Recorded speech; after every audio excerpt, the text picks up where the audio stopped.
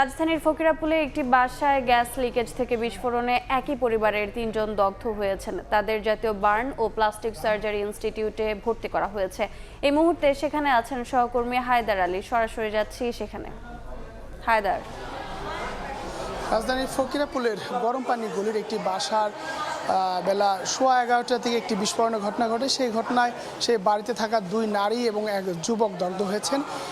ঘণ্টাখানেক আগে তাদেরকে জাতীয় বার্ন ইনস্টিটিউটে নিয়ে আসা হয়েছে। বর্তমানে তারা বার্ন ইনস্টিটিউট যে অবজারভেশন রুম, সেখানে তারা চিকিৎসাধীন রয়েছে। আমরা কথা বলছিলাম এই দগ্ধদের স্বজনদের সাথে এবং দগ্ধদের সাথে কথা বলে জানতে পেরেছি যে বাড়িটির 4 তলায় ভাড়া থাকেন কামরুন্নেসা রোজিনা নামে এক নারী এবং তার ছেলে রিয়াজ হোসেন এবং কামরুন্নেসার বোন কুলসুম আক্তার।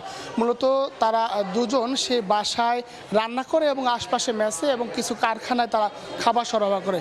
দগ্ধদের বরাত দিয়ে তার স্বজনরা জানাচ্ছিলেন যে সকাল থেকে তারা সেই বাসায় রান্না করছিলেন। বাসায় গ্যাস লাইন নেই, তবে সেখানে সিলিন্ডার থেকে রান্না করে।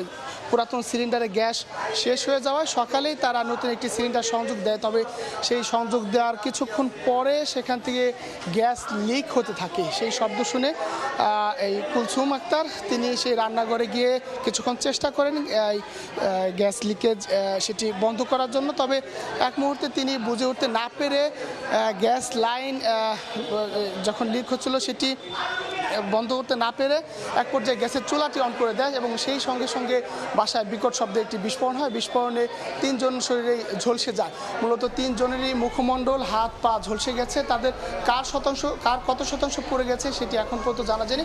কিছুক্ষণ পরেই চিকিৎসকরা আমাদের সে বিষয়ে জানাতে পারবে বলে জানানো হয়েছে। তো ফকিরাপুলে যে অগ্নিকাণ্ডের ঘটনা, সেই ঘটনা এই ছিল আমার কাছে সবশেষ তথ্য। সরাসরি যুক্ত ছিলাম জাতীয় বার্ন ও প্লাস্টিক সার্জারি ইনস্টিটিউটে।